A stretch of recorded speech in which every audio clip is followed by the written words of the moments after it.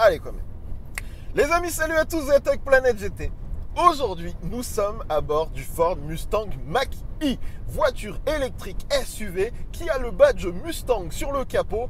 Et bien évidemment, je sais, certains trouvent que c'est un petit sacrilège, mais il se trouve que moi, je voulais découvrir l'expérience électrique. Du coup, quand Ford m'a proposé de prendre la voiture pour l'essayer en région parisienne, je leur ai dit, est-ce que je peux la prendre avec moi jusqu'à chez moi, près de Lyon? Et là, aujourd'hui, après 5 jours avec la voiture, à vivre comme si c'était la mienne, je vais vous faire un retour assez détaillé sur tout ce que j'ai pu découvrir sur cette voiture qui est surprenante et qui est honnêtement, entre guillemets, à l'heure actuelle, mon SUV électrique préféré. J'en ai pas testé une tonne, mais déjà pour un élément qui est assez important, le design est vraiment cool. Maintenant, mets-toi en tête, si tu n'es pas encore au courant, que cette vidéo, véritablement, c'est mon retour d'expérience détaillé. Je prends le temps de te dire tout ce que j'ai pu remarquer. C'est comme un podcast. On a mis plusieurs caméras. Il y a Jordan qui est juste à côté de moi et on est en train de ramener la voiture sur Paris. Là, prends une boisson, véritablement, c'est comme... Mais t'as même pas forcément besoin de regarder. Écoute délicatement et je te dis tout ce qui est cool et moins cool sur ce Ford Mustang Mach-E.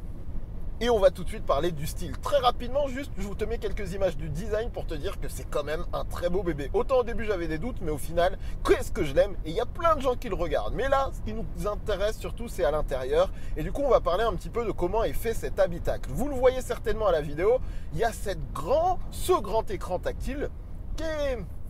En fait, il est trop cool, honnêtement, c'est pas mal. Mais à la base, j'ai quand même tendance à penser que c'est dommage de l'avoir mis en position portrait. J'aurais préféré qu'il soit en paysage pour déborder un peu moins du tableau de bord. Maintenant, en termes de réactivité et d'interface, je trouve qu'il est plutôt bien fait. Surtout que j'ai l'impression que c'est un système maison. Et honnêtement, c'est plutôt satisfaisant à 2-3 trucs près sur lesquels on va revenir un peu plus tard. On a un volant tout relativement classique avec le contrôle du média sur la partie droite et le contrôle de tout ce qui va être aide à la conduite sur la partie gauche. Et derrière ce volant, on a un écran qui est véritablement sympa. C'est pas comme par exemple chez Tesla où il se repose uniquement sur l'écran central. Ce petit écran derrière le volant est cool parce que tu vas avoir toutes les indications importantes, c'est-à-dire ton autonomie, ton niveau de batterie. Tu vas avoir les indications importantes du GPS, par exemple la prochaine direction que tu vas devoir prendre. Tu as également la représentation de toutes les aides sur la voiture. Donc là, si par exemple tu peux te rendre compte que le maintien dans la voie est activé, tu vas voir que si je me rapproche de la voie, par exemple, alors là il y a trop de voitures autour de moi pour que je vous montre,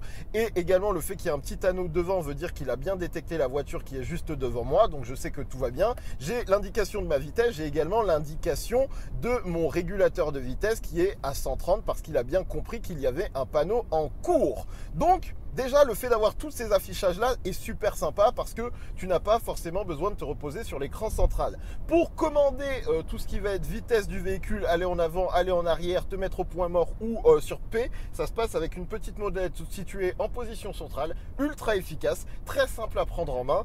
Et après, tu as toute une zone de rangement qui est plutôt sympathique ici et également en partie basse, mais je ne peux pas tout te montrer. Mais honnêtement, en termes d'agencement, en termes d'espace dans la voiture, je kiffe vraiment ce qui se passe parce que c'est une voiture dans laquelle, en plus d'être électrique, on se sent extrêmement apaisé et la construction du tableau de bord de l'intérieur de cette voiture est très tranquille. Il y a même un contraste entre le style extérieur qui est assez énervé, assez agressif et l'intérieur qui véritablement est comme un petit salon dans lequel tu vas prendre plaisir à passer du temps.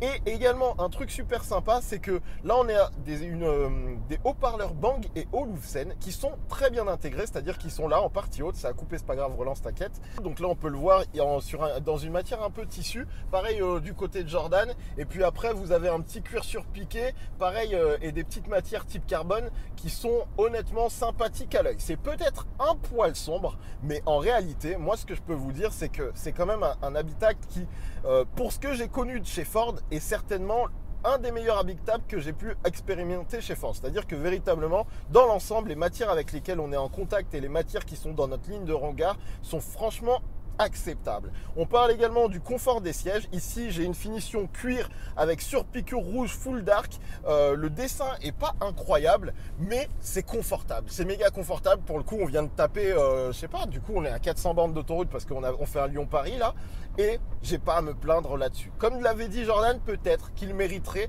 d'être ventilé parce que là, tu vois, on n'avait pas prévu, mais aujourd'hui, il fait super beau et du coup, on a un peu chaud forcément. Par contre, ils sont pas massants, mais ils sont chauffants. Le volant également est chauffant et vous avez un réglage lombaire disponible sur cette version. Et vraiment en termes de confort, en termes de moelleux, je les trouve véritablement cool. C'est une voiture que j'apprécie beaucoup. Honnêtement, j'ai un peu l'impression, quand je suis à l'intérieur, parce qu'il faut savoir que comme je l'ai ramené à la maison, j'ai pu vivre un peu avec ma famille, j'ai pris ma fille à l'arrière, etc. J'ai entre guillemets l'impression d'avoir une bonne familiale avec un style qui a de la gueule et surtout avec le répondant d'un véhicule électrique, parce que sur la version que j'ai aujourd'hui, on est sur une version all-wheel drive, donc 4 roues motrices, avec batterie extended, donc la version la plus longue, je crois qu'on est à 94 kW ou 99 kW de batterie, je t'indique tout ça en titre. Et on a également, laisse-moi me rappeler, 351 chevaux et environ 510 Nm de couple. Concrètement, plus que ce qu'il n'en faut pour le quotidien, largement. Et en plus, parce que d'une certaine manière, Ford était dans l'obligation quelque part de respecter un petit peu le badge Mustang, déjà que c'était un peu technique de le mettre sur un SUV, eh bien on a un typage qui est quand même assez dynamique. C'est-à-dire que en roulage, sur autoroute, honnêtement, c'est royal et j'ai pas beaucoup de critiques à faire. Dans la vraie vie, sur des routes un peu classiques, départementales, nationales, c'est peut-être un petit peu plus normal d'une certaine manière, c'est-à-dire non, justement, c'est peut-être un peu trop ferme pour la personne qui veut vraiment de la détente. Après, je ne suis pas sûr que la personne qui veut de la détente achète un Ford Mustang Mach-E, parce que rien que dans le style, tu comprends qu'on est sur une orientation un petit peu dynamique. On est sur un SUV qui fait 2 tonnes 2 si mes souvenirs sont bons, et concrètement, vous allez pouvoir rouler à très bon rythme avec le véhicule sur de la petite route sans problème. Après, véritablement faire taper des gros tracés en mode plaisir, je vous avoue que je ne trouve pas de gros intérêt à le faire, parce que c'est un peu gros. Ça reste, même si c'est plutôt bien posé sur la route, tu sens qu'il y a du poids, tu sens que tout est un peu en hauteur et c'est pas super agréable de le faire danser. C'est vraiment de la conduite fluide, dynamique, cool Raoul, tranquille mais à bonne vitesse, tu peux le faire vraiment tranquillement. Maintenant, j'aimerais qu'on parle quelques instants des éléments qui sont intéressants et importants dans cette voiture, le multimédia. Parce que ce grand écran, tu te doutes bien que quand on prend le parti de se dire on va mettre un écran immense au centre du tableau de bord, il faut que ça marche plutôt bien. Et honnêtement, ce que j'ai découvert au cours de mon essai est relativement satisfaisant. C'est-à-dire que, à quelque chose près, j'ai pas beaucoup de reproches à faire à la voiture.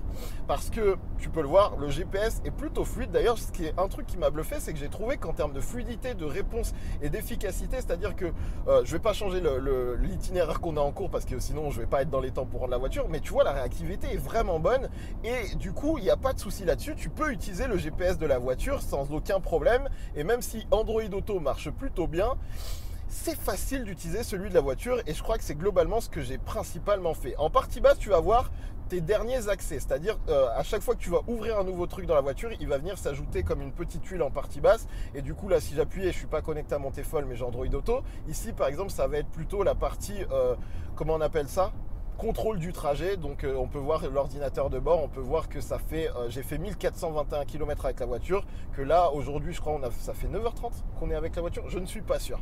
Et aussi qu'on a en moyenne sur ces 1420 km fait 22 kWh au 100 km, ce qui me semble, alors les experts me le diront, mais ça me semble pas si mal que ça. C'est-à-dire que franchement, je crois que ça consomme pas de ouf. Sur autoroute actuellement, alors forcément je vais galérer à retrouver comment je trouve ma moyenne. Actuellement, pour notre trajet du jour, on est à 29, sur autoroute on serait à 29 kW de moyenne. Et puis, je t'en prie Jordan, montre-leur. Ce trajet, effectivement, la moyenne, je ne la vois pas, tu la vois ? Ah si, 23. Bah non, il dit 23. Mais non, c'est sur les 48 derniers kilomètres. Donc c'est pas réaliste. Autre truc à prendre en compte, ici vous allez avoir accès à tout ce qui est important si vous êtes en train de conduire. Donc les différents modes de conduite. On a Active, Whisper, Untamed. Si je me mets en Whisper, ça va rendre la voiture un peu plus réactive. Je viens de voir un petit bug d'affichage, c'est marrant. Et si je me mets par contre en Untamed, attention monsieur, si je me mets en Untamed et que j'active le son de propulsion, alors je vous laisse écouter ce qui va se passer. Je ne sais pas si vous l'entendez, mais vous avez un petit son qui sort des haut-parleurs, qui est simulé quand vous êtes un peu bas dans la vitesse. Il ressemble un peu à un V8. Là, ça ressemble un peu à un truc de secoue-volante un peu étrange. Je ne vais pas vous mentir, moi, je l'ai coupé. Par contre, un truc que j'ai activé, c'est la conduite monopédale, parce que la voiture le fait extrêmement bien. Dans les conditions actuelles, je ne peux pas vous le montrer, mais clairement, en fait, dès que vous avez pris le pas sur la voiture, ça freine tellement bien la voiture et progressivement que vous n'avez quasi quasiment plus à utiliser le frein du véhicule. Vraiment, c'est royal parce que du coup, ça rend la conduite encore plus facile. Tu mets gaz quand tu as besoin d'avancer et tu relâches la pédale et elle va freiner progressivement. La question que je me suis posée, c'est est-ce que par exemple si j'ai une voiture devant moi que j'ai pas le régulateur adaptatif activé, elle prend en compte le fait que j'ai une voiture devant moi et s'arrêtera sans activer le freinage d'urgence en se disant mince, au final il y a un obstacle devant moi. Ça, j'ai pas réussi à le définir. Donc il y a des petits moments où je voyais une voiture qui était un peu proche, le monopédale qui était en marche, et au bout d'un moment je me dis tu sais quoi, je vais quand même mettre le frein moi-même, je vais pas mettre en danger, on ne sait pas. Mais vraiment c'est ultra efficace, ça marche super bien. Et le petit truc étrange, c'est que vous avez la possibilité d'avoir la conduite monopédale ici, mais en même temps vous avez un bouton qui se situe ici, nommé L, et quand j'appuie dessus ça donne le même effet. C'est-à-dire que quand je relâche ma pédale d'accélérateur, elle ralentit, mais moins fort qu'avec le système monopédale. Donc au final, c'est celui-là que j'ai choisi. Et après, honnêtement, l'expérience au cours de ces 1400 km à bord de cette voiture, elle est incroyable. Elle est vraiment incroyable. Si vous avez déjà goûté à un véhicule électrique, en fait, vous savez déjà à quoi vous attendre. Mais là, en fait, ce qui est cool, c'est que pour moi qui aime quand même conduire un véhicule dynamique, qui aime avoir un véhicule avec un typage un peu costaud d'une certaine manière, on est plutôt bien placé. On a la puissance nécessaire pour tout faire, que ce soit rouler ultra tranquillement en profitant du système son Bang & Olufsen qui tabasse. Si tu aimes les sons qui envoient de la basse, celle-là, le système, il est pour toi, je te le dis. Ça fait trembler le cœur, le rétroviseur. Vraiment, il y a ce qu'il faut de ce côté-là. C'est un bon point. Je peux même noter, alors je ne sais pas si ça va... Ouais, je suis en train de rouler. Je voulais vous dire que la qualité des caméras, que ce soit la caméra de recul ou les caméras au global, sauf celle de la 360 vue de dessus qui est peut-être un peu basse en définition, sont très très bonnes. Donc c'est cool pour tout ce qui va être manœuvre. Ça, c'est un bon point parce que du coup... tu te sens en sécurité parce qu'il faut savoir que, mine de rien, le véhicule est quand même assez gros et de par son positionnement, on ne voit pas forcément beaucoup de choses autour de soi. Surtout que moi, j'ai réglé mon siège au plus bas. J'aime bien conduire bas. Et du coup, c'est vrai que tout ce qui va être latéral, trottoir, etc., on ne les voit pas trop. Donc, tout à l'heure, je suis allé chercher Jordan à Lyon et c'est vrai que par moment, je suis obligé de me relever un peu pour regarder ce qui se passe. Donc, à tout moment, si vous avez besoin, vous appuyez sur votre bouton P à faible allure et vous pourrez utiliser les caméras pour éviter d'abîmer le véhicule parce que mine de rien, tiens, on va en parler 3 secondes, le prix est quand même entre guillemets conséquent. Honnêtement, quand je vois tout ce qu'on a technologiquement en termes de confort, en termes de style et de puissance, cette version est aux environs de 70 000 €. Alors, au final, après réflexion, c'est cher d'une certaine manière, mais je suis pas sûr que ce soit extrêmement cher par rapport à ce qu'on pourrait avoir chez d'autres pour la même prestance globale. Parce que, alors, il faut apprécier et vouloir ça, mais c'est assez bluffant de se dire que d'une certaine manière, ici on a un SUV familial, j'ai désactivé mon régulateur adaptatif, on a un SUV familial d'une certaine manière, mais avec le style d'un SUV sportif à l'extérieur. C'est incroyable, tous les gens qui m'ont regardé, qui m'ont fait des pouces, etc.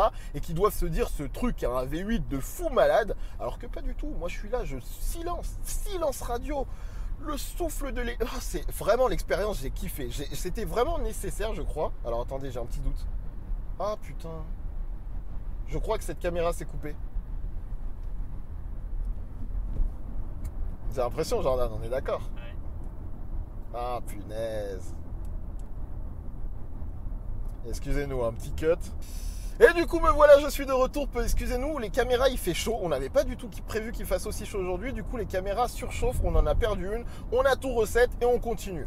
Du coup je vous parlais de quoi? De l'expérience à l'intérieur et c'est déjà top. Je vais vous parler aussi d'un truc que j'ai failli oublier, c'est que sur l'interface de cet écran tactile, il y a 2-3 trucs qui sont un peu embêtants. C'est-à-dire que, par exemple, regardez, ici vous avez le bouton.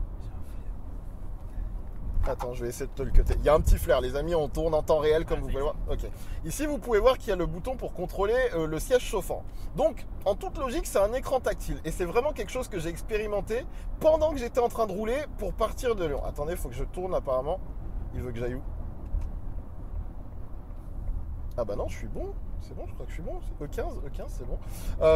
Là, du coup, tu vois, t'aurais tendance à penser que tu appuies une fois, ça active le siège chauffant. Sauf que non, ça te met un petit slider que tu vas devoir venir activer pendant que tu roules. Et du coup, il faut imaginer que j'étais sur autoroute. Je m'attendais à appuyer un seul coup et activer le premier niveau du siège chauffant.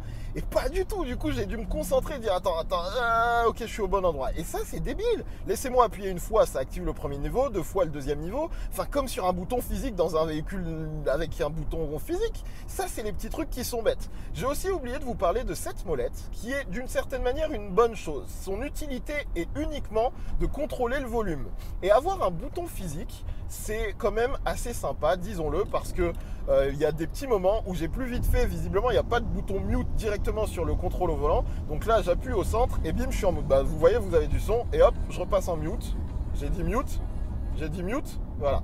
Et sinon après je peux monter le son un peu de manière classique. Et du coup le bouton physique même pour le passager, c'est quand même un truc assez sympa. À mon sens, vrai truc important sur la voiture, cet écran n'est pas OLED. Et c'est un petit peu dommage. Et en fait le truc qui m'a un peu embêté, c'est que quand je roulais de nuit, j'ai fait un constat un peu étrange. C'est-à-dire que je suis en train de conduire, j'ai un écran derrière le volant qui m'indique la direction du GPS, ma vitesse, mon régulateur, etc. Donc en soi, de nuit, quand je suis solo sur la route, je sais à peu près où je dois tracer. J'en veux pas de cette pollution lumineuse en pleine nuit sur la route. Allez, on roule à 110, petite voiture, te fais pas avoir. Et en fait, le truc, c'est que du coup, j'ai tenté un truc. J'ai tenté d'éteindre l'écran. Pour éteindre l'écran, je crois que c'est ici. Ensuite, il faut que j'aille. D'ailleurs, c'est pas du tout intuitif quand tu es en train de conduire. Ensuite, il faut que j'aille sur affichage. Et une fois que je suis sur affichage, il faut que je mette écran vide. L'écran est éteint. Là, c'est ça l'équivalent d'un écran éteint. Le problème, c'est que du coup, ce n'est pas de l'OLED. Donc, toute cette partie noire n'est pas véritablement noire. Elle est. Il y a comment on appelle ça ? Le rétroéclairage qui est toujours visible. C'est-à-dire que quand tu roules de nuit, tu gardes cette pollution lumineuse parce qu'ils ne peuvent pas complètement éteindre l'écran puisque toute la gestion de clim se fait ici. Et c'est un peu embêtant parce que je ne sais pas si vous êtes comme moi, mais par moment, j'aimerais ne pas avoir le moins de pollution lumineuse possible. Et ben, tu peux pas parce que l'écran doit rester un poil allumé. Et pour ceux qui peuvent se poser la question, là, l'affichage est blanc, mais encore une fois, si tu vas dans réglage et ensuite encore réglage et ensuite encore tu switches comme ça et que tu vas dans affichage, tu as la possibilité, par exemple, si je me mets sur affichage central, de dire que tu veux un écran sombre. Et il passe en sombre. Et on va le relaisser en auto, comme ça, de jour, il est en clair et de nuit, il est en sombre. Ça, c'est des points sur lesquels c'est quand même cool parce que c'est vrai que de nuit, avoir l'écran blanc, ce serait un petit peu relou. Et également, ce dont je peux vous parler, c'est de ce petit capteur que vous voyez peut-être pas derrière le volant, mais qui, à la base, de ce que j'ai compris, est capable de détecter si je suis en train de regarder la route. Et normalement, si je suis en train de regarder la route, en tout cas aux États-Unis, apparemment, ça permet de faire en sorte que je n'ai plus à toucher mon volant. Parce que là, par exemple, j'ai mon régulateur adaptatif et mon système de maintien dans la voie. Donc regardez, la voiture va se maintenir toute seule. En plus, elle suit la voiture devant.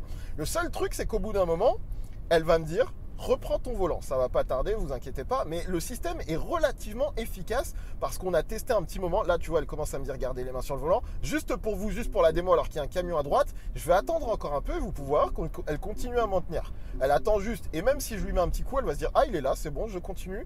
Et vraiment, la voiture serait capable de conduire de manière autonome. Par contre, le petit truc un peu embêtant, regardez, elle rebondit légèrement à droite, elle se replace. Le petit truc un peu embêtant, c'est que si je mets mon clignotant, c'est vraiment à moi de lui dire on se rabat à droite. Mais vraiment le maintien dans la voie. Et là, tu vois, par contre, elle va accélérer pour se remettre à 110 parce qu'il n'y a personne devant. Donc après, je vais plus vite qu'elle. Et là, il faut que j'ajuste. Ce serait cool qu'elle se dise: tiens, il y a quelqu'un à droite, donc il ne faut pas que je dépasse. Donc je vais maintenir une vitesse un peu faible. Mais si je me mets derrière, elle va suivre très tranquillement. Non, je l'ai désactivé, je le réactive. Et du coup, ça y est, on est reparti. Mais vraiment, le système est très efficace. On a testé un bon moment pendant qu'on était en train de rouler là, de Lyon à Paris. Et vraiment, ça laisse presque l'impression qu'on pourrait complètement lui faire confiance. Évidemment, on reste vigilant parce qu'on ne sait pas ce qui pourrait se passer. Elle me dit de remettre les mains sur le volant, mais elle continue. Et vous voyez, elle tourne et elle suit véritablement la trajectoire. Et elle va continuer, elle va biper. Là, elle bip fort. Et allez, je vais reprendre le volant parce qu'on ne va pas s'emballer à trop faire confiance à ces robots. Mais c'est dommage que du coup, les capteurs qui soient derrière le volant, potentiellement, je suppose que c'est dû aux lois européennes, ne soient pas en mesure de se dire: bah, il regarde la route. Tant qu'il regarde la route, je le laisse ne pas tenir le volant parce que c'est tellement un système efficace que c'est vrai que tu as envie de dire bah, s'il vous plaît. Après, le risque, c'est de s'endormir. Concrètement, la voiture est tellement confort, tellement silencieuse que le risque, c'est de s'endormir. Et maintenant, j'en viens à un truc que j'ai failli oublier de vous dire concernant les modes de conduite qui sont ici du coup. En fait, le truc des modes de conduite, c'est que Untamed, c'est le mode qui va te donner le plus de puissance. C'est là où ça watt pas mal, désolé Jordan. Je le repasse en active, qui est l'équivalent d'un mode économique d'une certaine manière. Et pour tout vous dire d'ailleurs, pendant tout mon essai, à part pour faire une petite démo, j'ai roulé en active. C'est largement suffisant pour toutes les situations. Je dois aller sur A6B, je fais mes petits changements de position et je continue à vous expliquer. Le truc, c'est que comme on est sur une Ford Mustang Mach-E, en fait, le petit truc qui est dommage, c'est que c'est relativement ferme et c'est bien quand tu veux rouler dynamiquement, mais la réalité de la vie, surtout dans un véhicule électrique qui t'invite à conduire dans la détente quand ça s'y prête, c'est que tu aimerais bien que la voiture soit un peu moins ferme et du coup, ce serait cool que par exemple, quand je suis en mode active, il y ait des suspensions pilotées qui me permettent de, par exemple, comment dire ça ? Ben, assouplir un petit peu la rigidité de la voiture pour mieux absorber la route et complètement gommer les petites aspérités. Tu vois, là, il y a des petites jonctions de route et je les sens vraiment passer sous mes roues. On est en 19 pouces. Franchement, il ne faudrait pas plus gros. Et c'est le seul petit défaut que j'ai pu noter sur cette voiture qui n'est pas un vrai défaut parce qu'encore une fois, on est sur une Ford Mustang Mach-E. Et quand tu prends une Ford Mustang, eh ben oui, ça doit être un minimum dynamique. Et pour le coup, je trouve que cette voiture l'est. Ça reste dans une philosophie SUV. Donc, c'est pas non plus une bête de course. 2 tonnes de, je te le rappelle, je répète pas, ça n'existe pas, mais je te le rappelle. Et honnêtement, dans l'ensemble, je vais vous dire un truc. À l'heure actuelle, j'étais en train de me rendre compte que cette voiture, d'une certaine manière, elle va plus me manquer que l'Audi S3 que j'avais ramené il y a quelques temps pour, pareil, l'essayer plusieurs jours. Parce qu'en fait, le truc, c'est que, en dehors du fait que c'est un SUV, qu'est-ce qu'il y a ? Le clash. En dehors du fait que c'est un SUV, il y a Jordan qui se moque de moi. En dehors du fait que c'est un SUV, le truc c'est que tout y est parce que l'électrique fait que rouler sur des petits trajets tout bêtes devient ultra agréable parce que ta voiture est méga silencieuse, parce que tu as la fluidité de l'électrique qui fait que tu peux accélérer de 0 à 90 avec comme un tapis volant. En vrai, c'est vraiment ça. À la chose près des suspensions un peu fermes, c'est comme un tapis volant sur la route. C'est très progressif, c'est très doux, c'est sans bruit. Tu profites de ta musique, c'est très apaisant. Et dans le même temps, parce que tu as la typologie Ford Mustang, tu as un véhicule qui, en termes de style, t'en offre beaucoup. Alors là, je sais pas si vous me voyez, mais j'essaye un truc. Et en même temps de t'offrir le style extérieur qui a de la gueule, du coup c'est un SUV dont tu es fier, dont tu n'as pas honte, tu n'as pas l'impression d'avoir un Scénic, un Kadjar. Non, tu as un Ford Mustang Mach-E que tout le monde regarde avec envie, les mecs te font des pouces et tout. Et toi, dans ta tête, tu te dis, mais en vrai frère, mon ami, cher cohabitant de cette planète, je suis dans une familiale d'une certaine manière. C'est beau de l'extérieur, mais en vrai à l'intérieur, je te jure, c'est comme un Kadjar entre guillemets, avec un intérieur qui en plus est assez cool. Et vraiment, pour avoir passé un peu de temps avec ma fille, elle a vraiment kiffé la voiture. Et du coup, évidemment, tu te dis, ah, ce serait une bonne familiale, quoi. Ce serait pas mal. On a d'ailleurs sur cette version le toit ouvrant qui a également bien plu à ma fille. Le petit truc dommage, c'est que moi, je n'en profite absolument pas. C'est-à-dire que ma vision, mon champ de vision s'arrête à peu près par là. Et concrètement, bah, du coup, mon toit ouvrant, j'en profite pas. C'est vraiment pour les passagers arrière. C'est le petit truc dommage. Un petit toit ouvrant n'aurait pas fait de mal. Mais bon, on ne peut pas tout avoir. Et franchement, c'est relativement cool. Laissez-moi me rabattre délicatement sur la droite. La voiture, franchement, je conduis à peine. Hein. Honnêtement, le système fait quasiment tout pour moi. C'est ce qu'on a pu noter tout à l'heure avec Jordan, c'est que on n'a plus du tout grand chose à faire et c'est une voiture avec laquelle on est assez en confiance, ce qui fait que véritablement c'est très très agréable. Là on vient de taper, du coup on arrive en région parisienne, donc on a déjà tapé quoi, 400 bornes environ. Ils sont passés tout seuls. Et c'est là où on va parler d'un petit point que j'ai découvert avec la conduite électrique, c'est l'aspect recharge. Le problème que j'ai eu, c'est que dans mon cas, je n'ai pas de quoi charger chez moi, j'habite en appartement. Du coup, j'allais à une borne Ionity qui est vraiment proche de chez moi. Et en fait, le système GPS est bien pensé parce que, comment expliquer ça? En fait, si vous lui mettez une trajectoire, elle est capable de définir que, par exemple, là, j'ai 38% de batterie et elle se dirait, tu veux faire 300 bornes, mais il te reste que 151 km d'autonomie. Donc, ce qu'on va te prévoir, c'est une borne de recharge sur le trajet. Tu y resteras tant de temps, c'est-à-dire tu recharges en 30 minutes, tu remonteras à 45% par exemple, non, un peu plus dans ce cas-là. Et après, ça te permettra d'arriver là où tu veux aller. Excusez-moi, c'est pas là que je dois aller.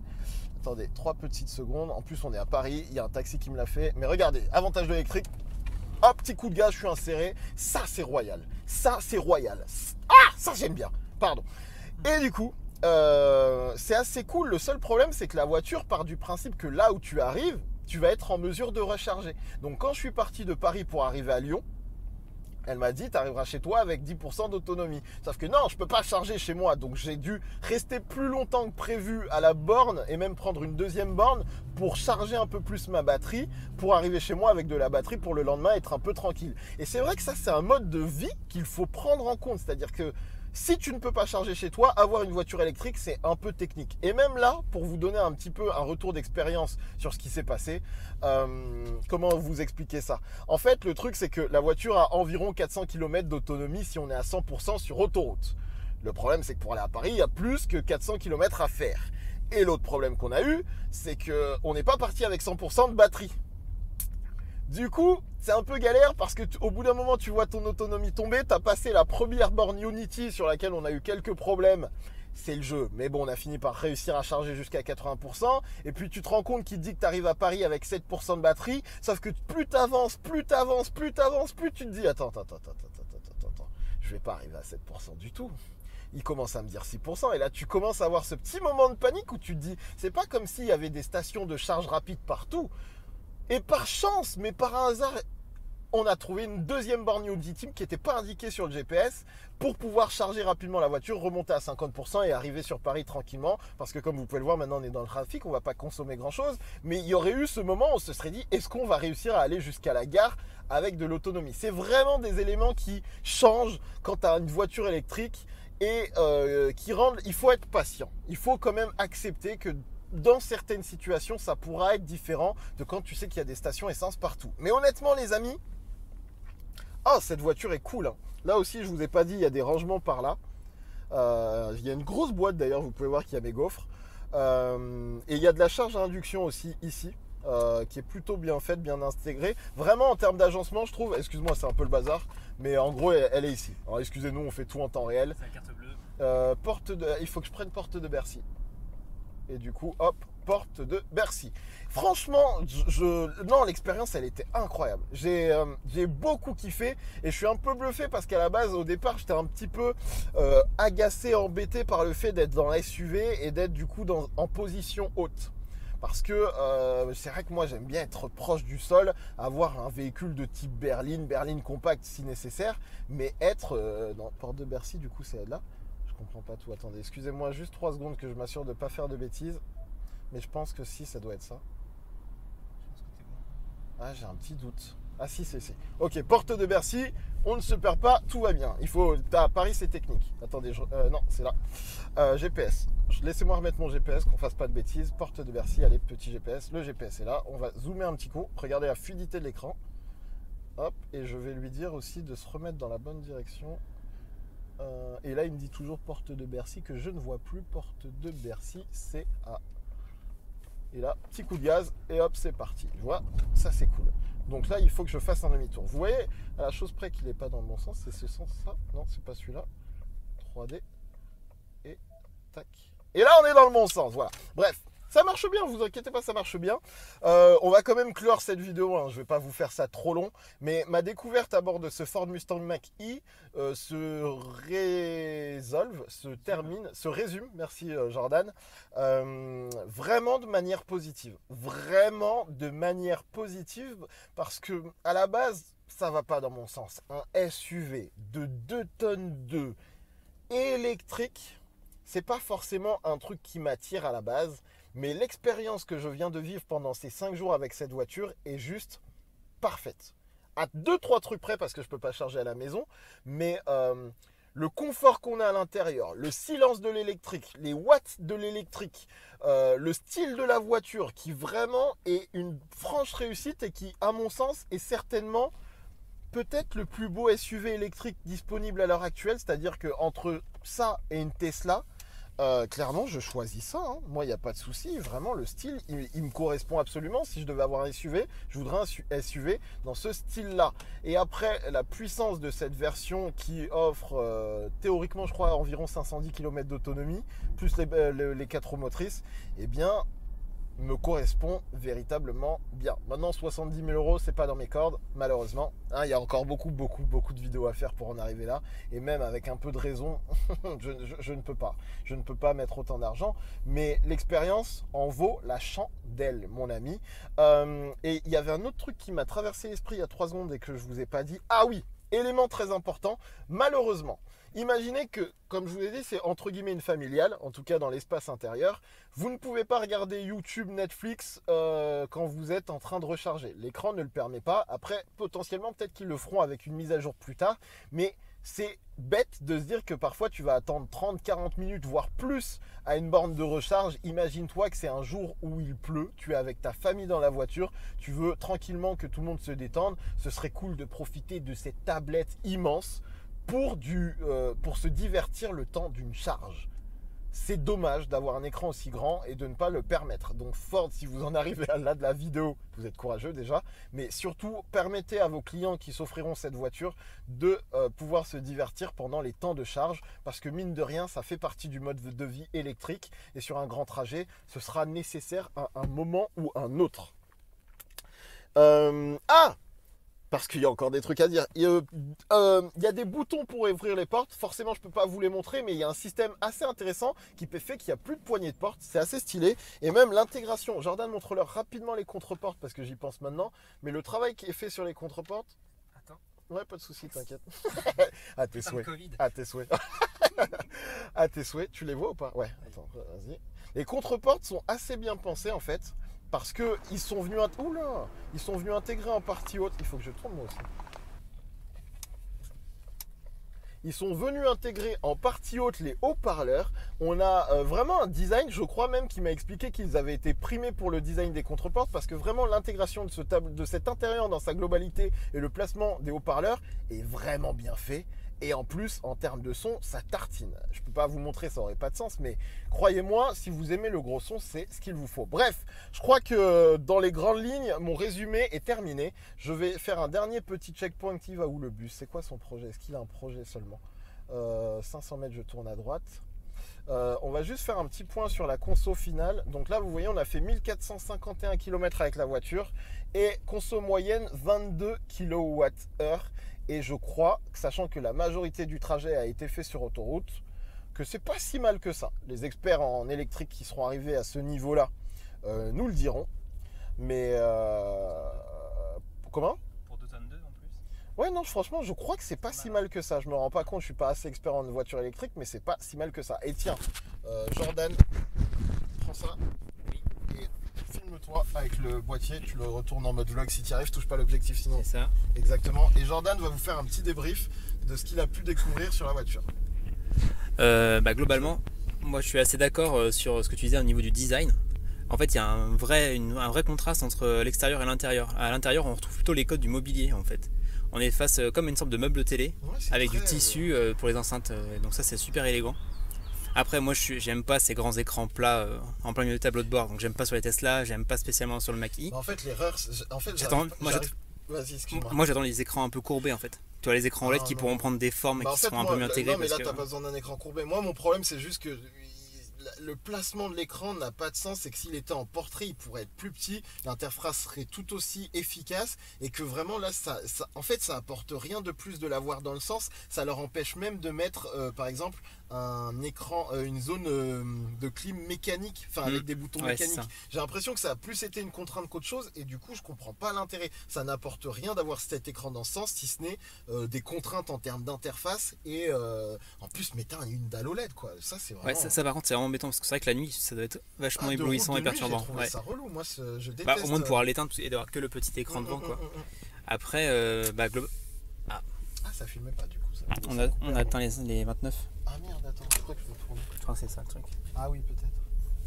Ça relance. Mais ça filme aussi là en vrai. Hop. C'est juste qu'on ne voit pas, vas-y. Du coup, après sinon globalement oui, le confort était nickel. Hein. C'est vrai que sur le grand trajet là, t'as juste le mou des pneus. Bien fait quoi. Et c'est vrai que l'électrique en fait pour une familiale c'est hyper adapté.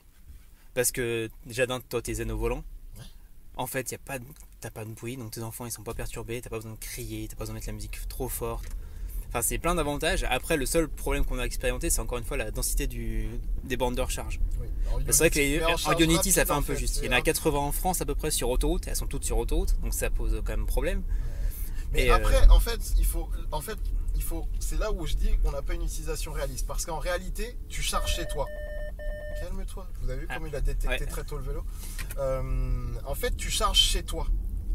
Donc, en réalité, techniquement, tu pars jamais vite. Techniquement, tu commences ta journée, tu es à 100%. Ça va être une problématique que dans le cas de grands trajets sur autoroute. Pour le moment, il n'y a pas assez de bornes parce qu'à partir du moment où on est dans une situation, par exemple, de départ en vacances avec beaucoup de monde et s'il y a beaucoup de gens avec de l'électrique, sachant qu'en plus, on a eu des bugs sur les bornes Ionity, tu peux facilement te retrouver soit avec un temps d'attente long, soit des problèmes qui vont faire que tu vas peut-être un jour devoir aller à une autre borne et elle sera à 10 000 km et du coup tu pourras te trouver dans une situation où tu risques d'être bloqué avec ta voiture. Et ça c'est chaud, c'est le seul vraiment. Mais dans une utilisation réaliste au quotidien, avec un véhicule comme ça, si tu peux charger, donc tu pars le matin avec 100%, il n'y a pas de vrai problème qui existe. Bah après oui, pour des trajets quotidiens, voilà, les 400 km d'autonomie c'est 400 km réels sur autoroute. Donc, oui, donc t'as même un trajet quotidien, boulot, enfin maison de boulot, il te fait la semaine tranquille. Ouais, carrément, c'est ce que je dis. Moi, dans mon utilisation réelle, je tiens une semaine avec autant, même voire plus quoi. Et du coup, bah en fait, le bon compromis, ça serait d'avoir accès aux bornes Tesla quoi. En gros. Bah oui, mais c'est pas la même marque. Ça garde son ça marche avantage. pas comme ça. Mais je crois que on a terminado. Ouais, on a terminado les amis. On va conclure ici, hein, parce que bon, à un moment, faut quand même terminer. Je vous fais de très très gros bisous. Je ne sais pas combien de temps cette vidéo dure, mais à mon avis, elle est un peu longue. C'est pas grave, il y a celle-là qui filme aussi. C'est la fin de cette vidéo. Et si tu en es arrivé là et que tu découvres Ford Mustang Mach-E et que d'une manière ou d'une autre tu étais intéressé, n'hésite pas à me le dire. Je crois que je ne suis pas au bon endroit. Le scooter, regarde ce que tu fais, où tu veux aller, viens, fais un truc. Je sais pas où je dois aller. Si, je crois que je suis bon. Qu'est-ce que je voulais vous dire ? Que c'est la fin de la vidéo. Voilà. Dans les commentaires, est-ce que vous pouvez me mettre le mot amour de Mustang ? Pourquoi pas, si vous en arrivez là, ça fait toujours plaisir. Bref, on termine. J'espère que ce petit retour détaillé vous aura plu. À très bientôt. J'aime beaucoup trop cette voiture. Salut à tous. Bisous. Salut.